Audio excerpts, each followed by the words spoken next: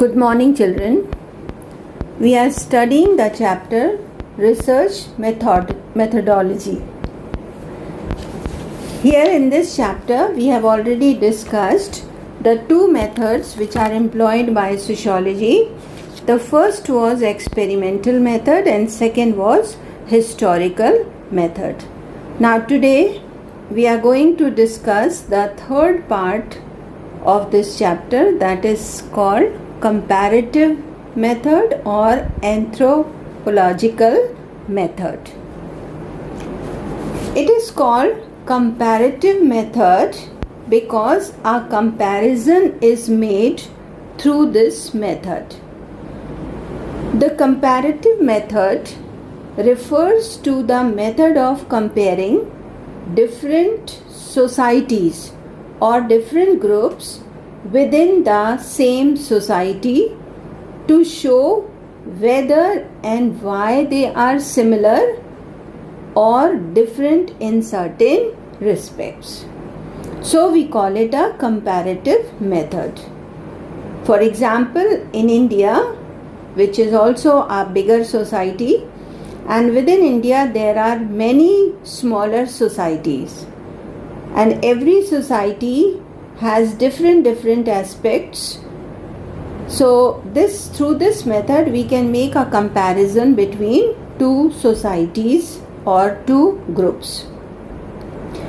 By such comparisons and differences and similarities, we can find clues to man's social behavior. It means why man is behaving in a particular manner. We find the clues of such behavior. This method has been used by many sociologists to find out what elements in social life are functionally correlated. Tyler, who was the anthropologist, he used this method in the study of social institutions.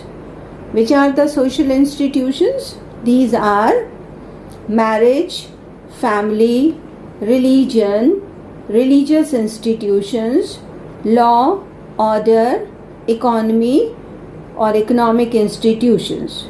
So he used this method in the study of these institutions, connected especially with the family among the primitive people, and was able to show that the practice of mother-in-law avoidance was correlated with the custom of matrilocal residence. So he studied first a type of family. In that family he found that the practice of avoiding mother-in-law is prevailing.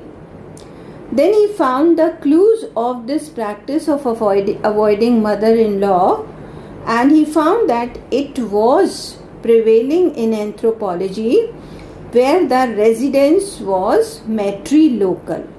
Matrilocal residence means the residence belonged to the females. He showed that in all those families where the husband goes to live with his wife's people, the practice of mother-in-law avoiding her son-in-law is found. In the same way, if the practice of avoiding father-in-law is found, then he found the clues of this practice and said that it is because of the patrilocal residence. Because here the wife goes to reside with her husband in his residence. So there she has to avoid father-in-law. So the practice of avoiding mother-in-law has a connection with matrilocal residence, and the practice of avoiding father-in-law has a relation or a clue in patrilocal residence. So in this way it is a comparison. Similarly, Max Weber studied through this method and found the direct relation between the practical ethics, means the conducts or the morals. So, practical ethics of a community and character of its economic system. And he found and gave the conclusion that the character of economic system is fair or high if the practical ethics or the morals are high, but economic system is low where the practical ethics or the morals are down. So he showed the relationship between the ethics and the economic system. In the same way, there are many other anthropologists and sociologists who conducted this method or used this method in the survey of other things, like Durkheim. Durkheim, who was a sociologist, he found that the division of labor in society is connected to the integration or solidarity of the society. And after comparing this, after comparing the societies, he found that if the division of labor is existing in any society, that society is leading in integration or solidarity also. But where there is lack of division of labor, it means there is no connection, no cooperation among the people, and there is lack of integration and solidarity also. Another example given by the same person, Durkheim, is about the suicide.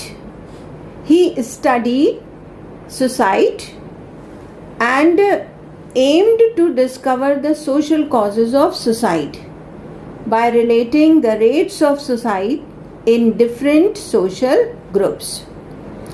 So after making the comparisons, he found and showed that the suicide rates are higher where the social cohesion is more and the social norms are not stable. Then he studied another society where the rate of suicide was low, and he found that the rate of suicide was very low because the degree of stability of moral norms is high and the degree of social cohesion is low. Another example is by the studies of R. Bendix. He compared the rates of social mobility in different industrial societies to show that these rates are governed largely by the stage or degree of industrialization. If the degree of industrialization is high, the social mobility is also high. But if the degree of industrialization is low, then the social mobility is also low and the societies are static in nature. Thus, by employing this method, it may be possible to explain the significance of a custom or practice, though it varies from one society to another, by studying the motives behind it. In the same way, the sociologists adopted this method to establish correlation between crime and urbanization, between family size and social mobility, between social class and educational attainment, between urban living and divorce or delinquency rates. So it is very useful in making comparison between two processes. This method is very useful, we can say, but the application of this method is not as simple as it appears. The first difficulty in the application of this method is that social units have different meanings in different countries. For example, the institution of marriage, for instance, has different meanings for the people of India and for Westerners. We Indians consider it means marriage an everlasting sacred bond of union between husband and wife. But the Western people take it as a union of loose type, breakable at the will of either party, means it can be broken at any time. So we have seen that this comparative method ascertains the general causes of origin, evolution, destruction, etc. of institutions and beliefs of different societies. So it is a very useful method. Now let us discuss another method which is known as statistical method. Statistics, it is a part of mathematics. The term social statistics or statistical method refers to the method that is used to measure social problems mathematically. According to Bogardus, social statistics is mathematics applied to human facts. Then Odum writes that statistics, which is the science of numbering and measuring phenomena objectively, is an essential core research. Explaining the meaning of this statistical method, James Smith also says something. He writes, statistical method is a term used to describe the process of interpreting facts by the use of statistics and statistical theory. It is obvious that statistics can be used with advantage where the problem can be expressed in quantitative terms or in numbers. For example, we can measure the growth of population because it can be expressed in quantity. Then the increase of birth and death rates. Next, rise and fall in income can be measured. So there are some other areas also where this statistical method can be applied. For example, in studying population, then the migration, how many are the immigrants, how many are the emigrants. Then economic conditions can be measured and human ecology also can be measured. So much of the research work in sociology is currently being carried on with the help of data collected through statistics. So through this statistical method, we measure the problems or we measure some of the processes. And then sociology finds out the solutions or finds some measures to lessen the problem. So this method is no doubt a very good method but it has some problems also. It has its limitations also. We shall discuss it. The first problem which comes to this method is that the collection of numerical information about social issues or problems cannot always be done by direct observation. It has to be done through questionnaires and surveys, which have their own limitations. Sometimes it is very difficult to get the exact number. This is the first problem faced by this method.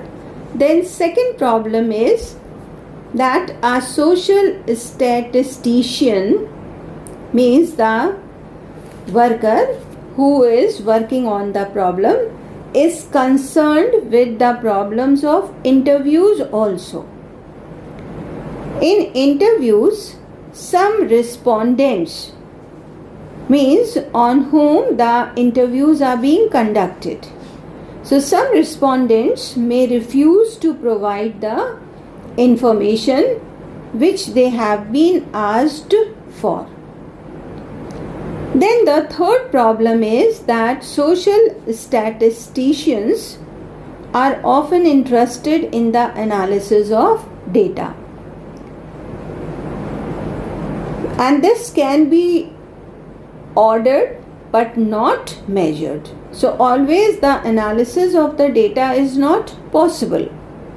For example, the provision of medical facilities is our topic, but the medical facilities can be classified into good, fair, indifferent or satisfactory and poor, but their exact number cannot be measured. So this is the main problem. This method cannot be applied for all, means all the social problems. Why it cannot be applied for all problems? Because most of the social problems are qualitative and not quantitative. So this method can therefore be used in a limited spheres only. So these are the two methods which we have discussed, the comparative method and the statistical method. I hope you have understood. Have a good day.